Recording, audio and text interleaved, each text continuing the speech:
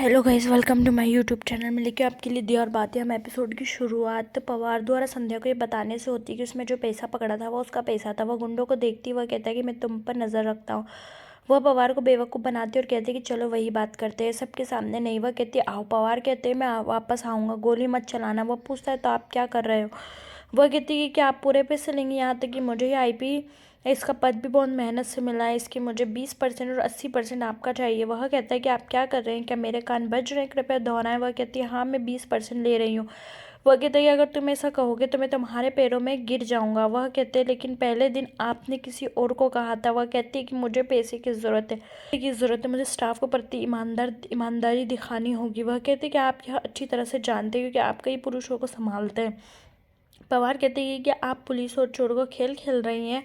वह कहती है नहीं, क्या मैं जोखिम उठाऊंगी, क्यों उठाऊंगी। आपका दुश्मन होना इसकी शुरुआत और फिर सबको साझा करना होगा। वह कहती कि हमारे पास कोई गवाह नहीं, इस बंदूकधारी के बारे में मैं उसे संभाल लूंगा। खबर छपेगी, गुंडों ने नकदी ले ली। पवार मुस्कुराए। वह कहती कि यह सौदा तुम्हारे लिए अच्छा है, तुम मेरी शक्तियों को जानते हो। पवार कहते हैं मुझे लगा कि मैं खिलाड़ी हूँ लेकिन आप सर्वश्रेष्ठ। वह कहती कि शिक्षा काम करती है। उनका कहना है कि पहला दिन ईमानदारी का ट्रेलर और अब असली फिल्म। वह कहती मुझे बताओ क्या तुम सहमत हो। वह कहता है हाँ मैं मूर्ख नहीं हूँ, मैं मज़ा आएगा। वह कहता है मैं सहमत हूँ। वह अच्छा कहती है मैं अपने पैसे ले लूँगी और फिर तुम ले लेना। संध्या कार में बैठती और पैसे लेती और गुंडों से पैसे लेने के लिए कहता है। संध्या कहती है ये लो। आदमी से लेता है। संध्या कहती है कि तुम उसका दाहिना हाथ हो, देखो तुम्हें अच्छा पैसा मिला, वह तुम्हें आधा देगा। वह कहती कि ऐसा लगता है जैसे वह तुम्हें कम पैसे देता है।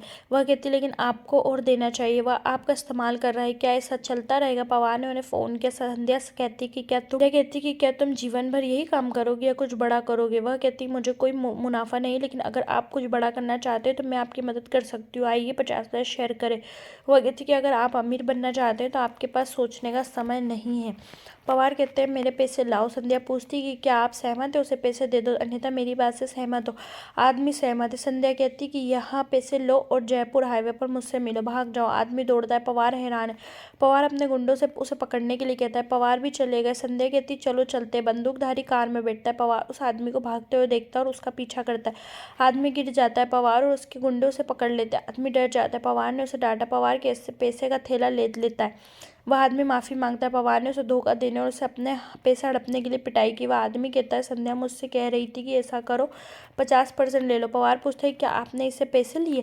वह आदमी कहता है नहीं, मैं भाग रहा था। पवार बैग खोलते हैं, अखबार देखते वह चौंक जाता है और क्रोधित हो जाता है। वह आदमी कहता है कि संध्या ने तुम्हें और मुझे बेवकूफ़ बनाया।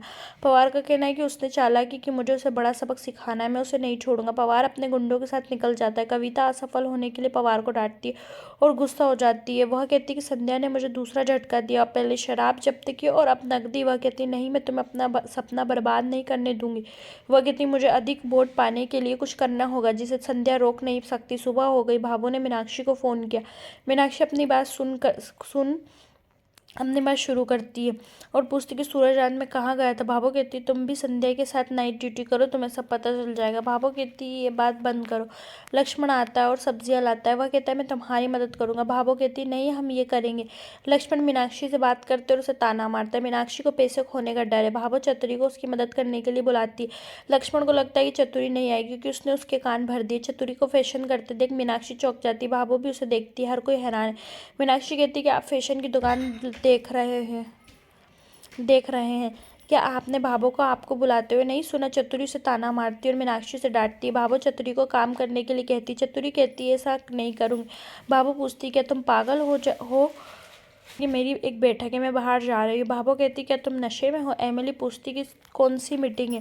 मीनाक्षी कहती है कि उसके दोस्त मेला देखने आ रहे होंगे। चतुरी का कहना है कि आप सही हैं, अब मैं यहाँ काम नहीं करूँगी। श्रीमती अग्रवाल ने मुझे बुलाया इसलिए मैं उनसे मिलने जा रही हूँ, मुझे देर हो रही। भाभो कहती तो फिर आपने अपना वेतन बढ़ाने के लिए क्यों कहा। चतुरी कहती है आपको समझ जाना चाहिए था। बाबा से कहते सूरज को आने दो, फिर हम इस बारे में बात करेंगे। मेरे लिए चाय बनाओ। चतुरी चली जाती है। लक्ष्मण खुश है। भाभो कहती कि उसे जाने दो, मैं उसे नहीं रोकूंगी। चतुरी को लगता है कि उसे कोई रोकने वाला नहीं। चतुरी वापस आती है और भाभो से मधुर व्यवहार करती। वह कहती है कि वह भाभो की मदद करेगी।